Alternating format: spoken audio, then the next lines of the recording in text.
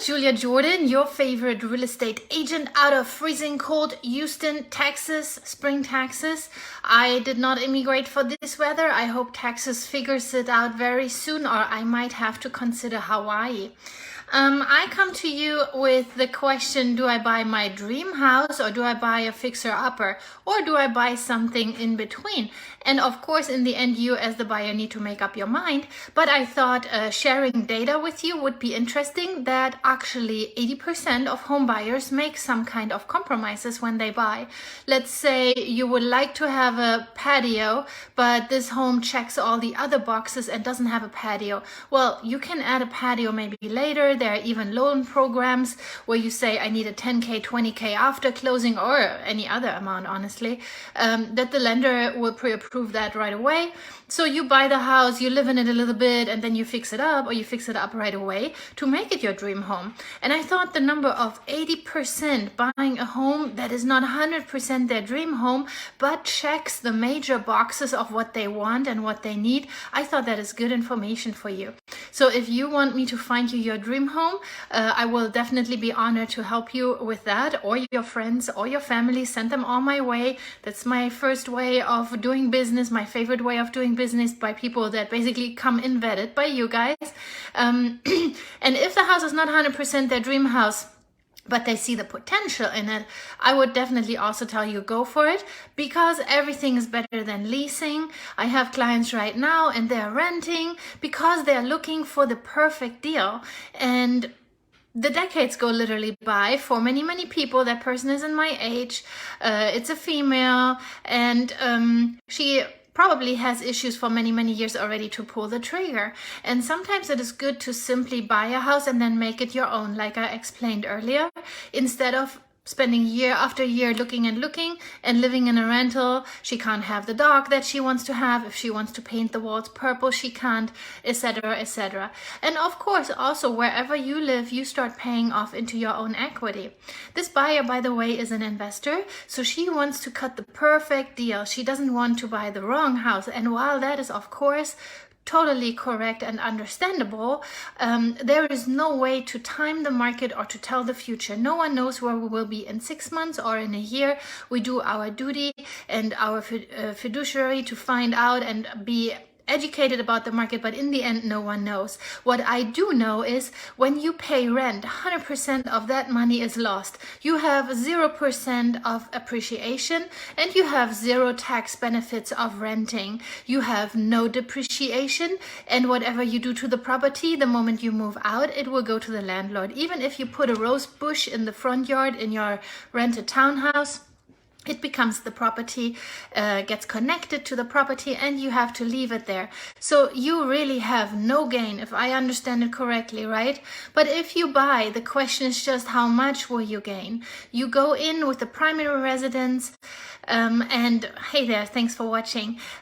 You go in with a low interest rate, the lowest interest rate available. Why? Because it is owner occupied. And her strategy is to buy a house every year. My favorite strategy, I talk about it a lot, and then leave the house behind. Every year, every 12 months, the lender lets you buy a new property for a primary mortgage, primary residence mortgage, so you get the lowest interest bracket and wherever the interest rate is, but you will get the best deal.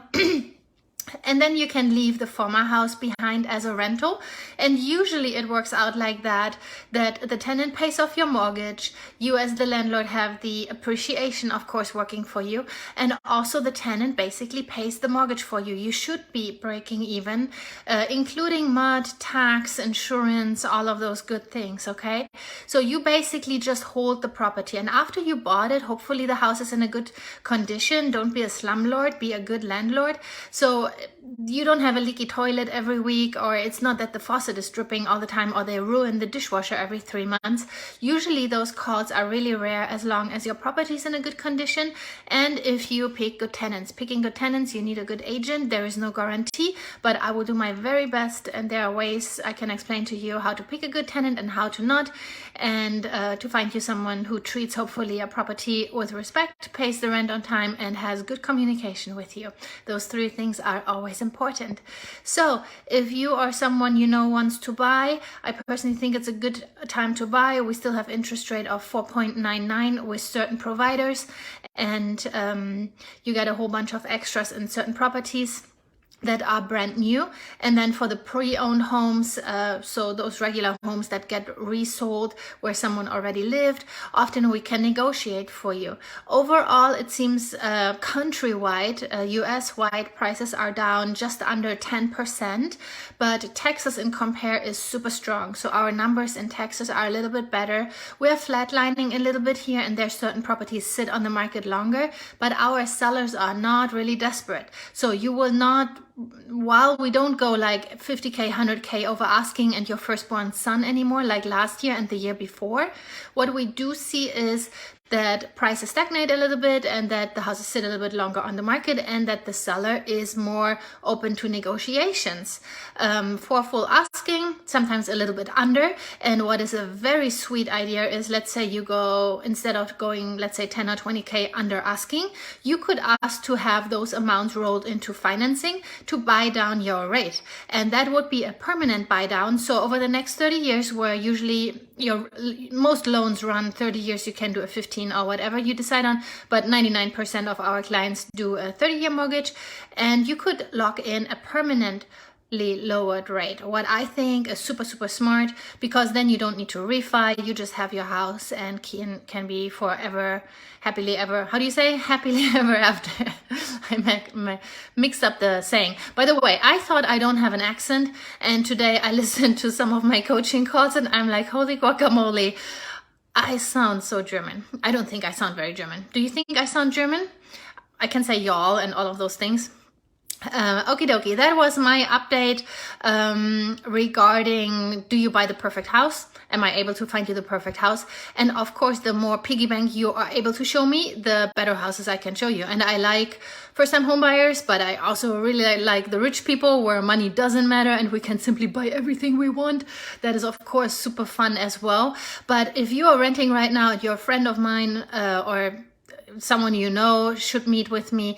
I love first-time homebuyers because you guys need to stop paying rent. You make someone else rich, landlords like me, and it is so easy to get a foot in the door. Have a little eye on your credit score, have a little eye on your savings, and like I ran you the numbers yesterday, 10K can get you into a house right now, a brand new house.